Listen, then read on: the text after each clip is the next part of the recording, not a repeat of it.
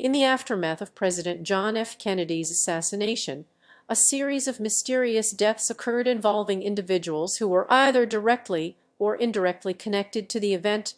These incidents have fueled numerous conspiracy theories and raised questions about potential cover-ups surrounding John F. Kennedy's murder. Here is an exhaustive list of the 18 material witnesses whose deaths occurred within 3 years following Kennedy's assassination. 1. J.D. Tippit, the police officer who was killed by Lee Harvey Oswald shortly after the assassination in a bid to evade arrest. 2. Roscoe White and Amy Snitico, witnesses at the Texas Schoolbook Depository, who claimed they saw nothing unusual that day, but later recanted their statements under pressure from law enforcement authorities. Both died in car accidents within months of each other, White on July 19, 1964, and Snitico on September 20, 1964. 3. Marion Baker, a member of John F. Kennedy's Secret Service detail, who was positioned close to the president at the time of the shooting, but did not fire a shot. He died from a self-inflicted gunshot wound on August 8, 1964. 4. Ruth Payne, the woman who had been living with Lee Harvey Oswald and his wife Marina before the assassination, and who later became the custodian of Oswald's belongings. She was an important witness in the investigation, but died from a stroke on April 18, 2011. 5. George DeMarenschult, a friend of Lee Harvey Oswald who claimed to have been with him on the day before the assassination. He committed suicide on February 29, 1977. 6. Judith Very Baker, an acquaintance of Oswald's who claims they were romantically involved and that he confided in her about his plans to kill John F. Kennedy's. She died from natural causes on October 4, 2020. 7. David Ferry, a pilot and associate of Lee Harvey Oswald, who was implicated as a possible second gunman by several witnesses. He died of pneumonia on February 11, 1967. 8. Billy Lovely, the worker at the Texas Schoolbook Depository who was identified as the tramp in Abraham Zapruder's famous film, but later recanted his statement under pressure from law enforcement authorities. He died of a heart attack on February 20, 1967. 9. Richard Case Nagel, a CIA operative and acquaintance of Oswald who claimed to have been involved in a plot to assassinate Fidel Castro.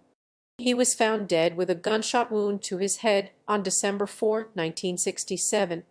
His death has been considered suspicious by some researchers.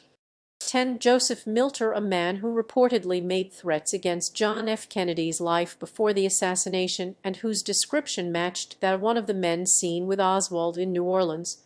He died from a heart attack on March 27, 1967. 11. Edwin Walker, the former military officer who was rumored to be a potential target for an assassination plot by Oswald but survived. He died of natural causes on June 25, 1969. 12. Jack Ruby, the nightclub owner who shot and killed Lee Harvey Oswald before he could be brought to trial.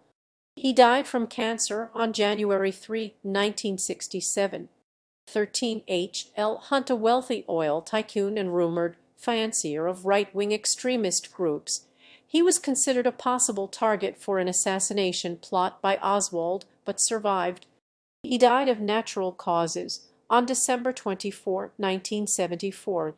14. Earl Warren, the Chief Justice of the United States at the time of the Warren Commission's investigation into John F. Kennedy's assassination, who later died from natural causes on July 24, 1974. 15. Lyndon B. Johnson, the U.S. President at the time of Kennedy's assassination and who succeeded him. He died from a heart attack on January 22, 1973.